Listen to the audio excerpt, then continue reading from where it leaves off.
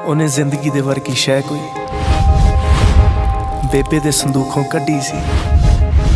ਉਹ ਨਾਲ ਦੀਆਂ ਤੋਂ ਛੋਟੀ ਸੀ।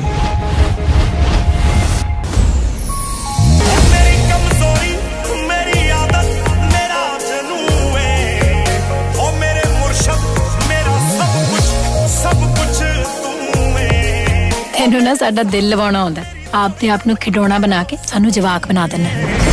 ਓ ਮੇਰੇ ਮੁਰਸ਼ਦ ਸਭ ਕੁਝ ਤੂੰ ਏ।